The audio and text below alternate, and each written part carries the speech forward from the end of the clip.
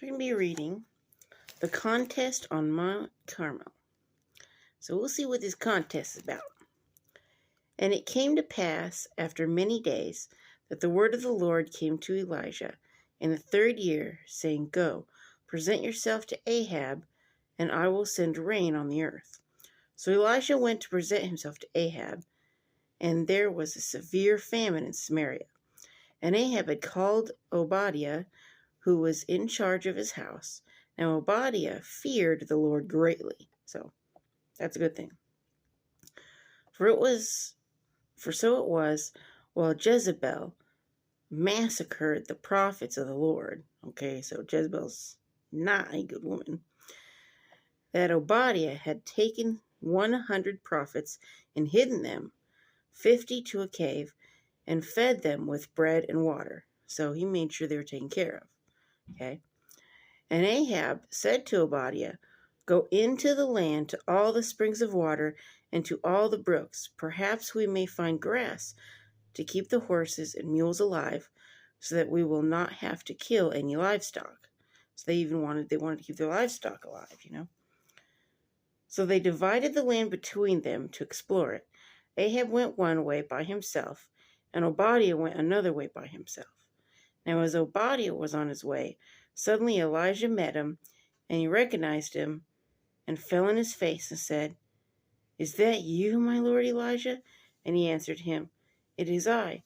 Go, tell your master Elijah is here. So he said, How have I sinned that you are delivering your servants into the hand of Ahab to kill me? As the Lord your God lives, there is no nation or kingdom where my master has not sent someone to hunt for you. When they said, He is not here, he took an oath from the kingdom or nation that they could not find you. And now you say, Go, tell your master Elijah is here. And it shall come to pass, as soon as I am gone from you, the Spirit of the Lord will carry you to a place I do not know. So when I go and tell Ahab, and he cannot find you, he will kill me. But I, your servant, have feared the Lord from my youth. Was it not reported to my Lord what I did when Jezebel killed the prophets of the Lord? How I hid 100 men of the Lord's prophets, 50 to a cave, and fed them with bread and water?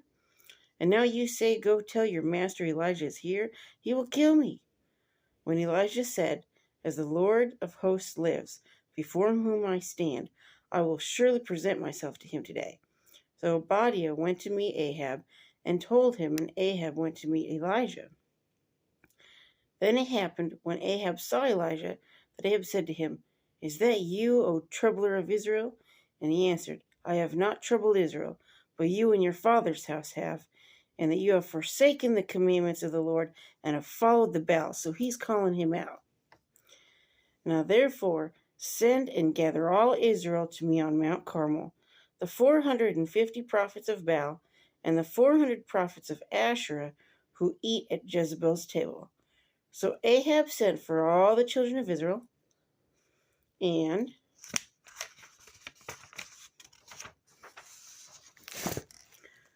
gathered the prophets together on Mount Carmel. And Elisha came to all the people and said, How long will you falter between two opinions? If the Lord is God, follow him. But if Baal, follow him. But the people answered him not a word. So he's speaking truth, and they're like, It's kind of how it is today. When you speak truth and people are like, they don't know what to say to it. Because everything's emotional. But the people answered him not a word. Then Elijah said to the people, I alone am left a prophet of the Lord, but Baal's prophets are 450 men. Therefore, let them give us 2 bulls, and let them choose 1 bull for themselves, cut it in pieces and lay it on the wood, but put no fire under it. And I will prepare the other bull, lay it on the wood, and put no fire under it. Then you call on the name of your gods, and I will call on the name of the Lord.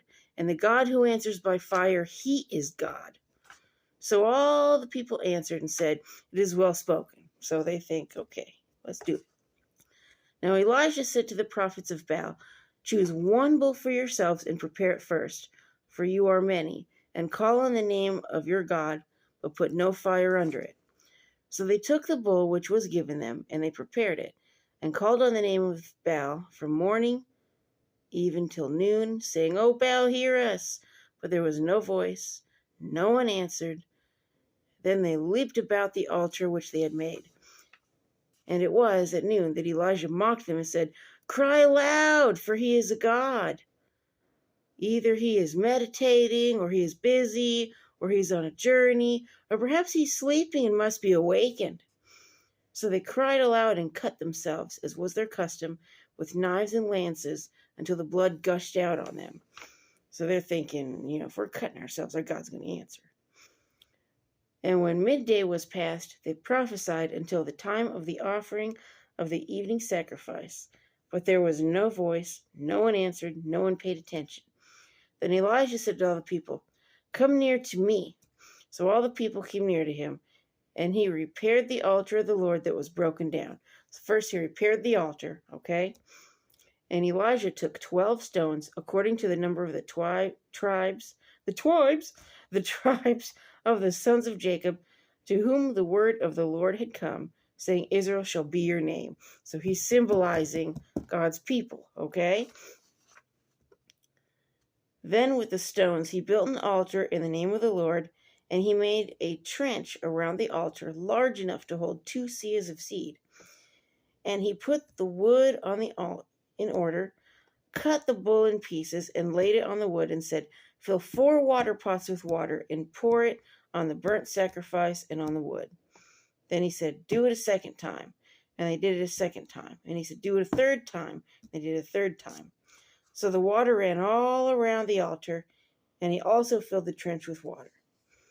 And it came to pass at the time of the offering of the evening sacrifice that Elijah the prophet came near and said, Lord God of Abraham, Isaac, and Israel, let it be known this day that you are God in Israel, I am your servant, and that I have done all these things at your word.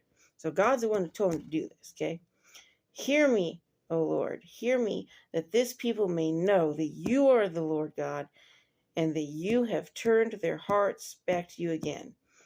Then the fire of the Lord fell and consumed the burnt sacrifice and the wood and the stones and the dust, and it licked up the water that was in the trench. Wow. Can you imagine seeing that? Wow.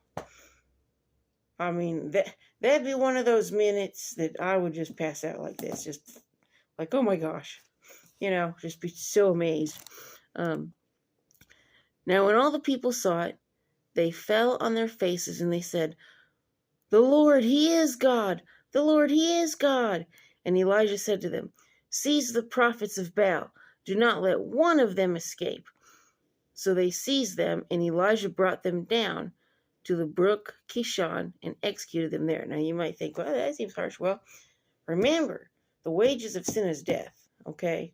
Just like you go to work, your wages are your paycheck. When you sin, guess what your wages are for that? Death, okay? So that's why Jesus had to come, okay? So then Elijah said to Ahab, Go up, eat and drink, for there is the sound of abundance of rain. Yep, so remember he said at his word, it's going to be rain. Here's the word, here comes the rain. So Ahab went up to eat and drink, and Elijah went up to the top of Carmel. Then he bowed down to the ground and put his face between his knees. And he said to his servant, Go up now, look toward the sea. So he went up and looked and said, There is nothing. And 7 times he said, Go again. Then it came to pass the 7th time. So if he would have stopped the 6th time and said, he would have missed the glory. So when you're waiting for a miracle, keep waiting. Don't give up. When my mom had cancer, I waited for a miracle. And you know what? A miracle happened. She came to Jesus. You might think, well, what kind of miracle is that? Changing someone's heart is a big miracle. Okay, healing a body, I think that's probably easier for the Lord than to change their heart. Because we are stubborn. We want to do what we want to do when we want to do it. And for God to change our hearts, that is a big miracle. Very big. And a lot of people don't realize that, you know. Let's see here. Then it came to pass the seventh time that he said, "There is a cloud as small as a man's hand rising out of the sea." So he said, "Go up, say to Ahab, prepare your chariot, and go down before the rain stops you." Now it happened in the meantime that the sky became black with clouds and wind, and there was a heavy rain. So Ahab rode away and went to Jezreel. Then the hand of the Lord came upon Elijah, and he girded up his loins and ran ahead of Ahab to the entrance of Jezreel. In other words, it's kind of like my uncle says, "I'm going to pull up my pants and go home." But so he girded up his loins. He's like, "Okay, I'm ready." Going to Jezreel. He had a mission. So,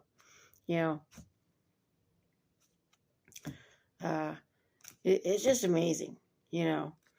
God is amazing. I mean, he is. You read these stories, and these are true stories. These are real people who really happened. This is history, people. Okay, this is history. It's not just somebody's made up. This is history. Okay, and God is amazing. I mean, I was telling my daughter's drum instructor, because he was telling me that I'm a pretty positive person. I said, "Well, let me tell you why. Because when I was born, I was 1 pound 4 ounces. The doctors gave me 24 hours to live. I'm going to be 40 in November." And it sounds crazy hearing me say that. It seems like yesterday I was a kid, and I thought my dad was old at 30. I was like, "You're old." And he's like, "What? I'm not old. I'm 30, And so here I am, going to be 40 in November. And, I'm so happy, though. Whenever I was 29 and I was going to turn 30, I thought, "Boy, I'm going to hate this, the big 3-0. And he came and I'm like, "You know what? This ain't nothing." I'm like, I wasn't supposed to be here for 24 hours. So for me to make it this far is amazing. That's a miracle right there. I mean, how many 24 hours are in 40 years?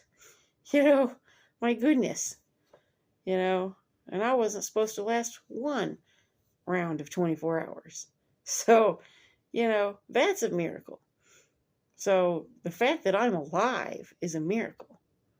So, y'all can't say God doesn't do miracles today, because he sure does.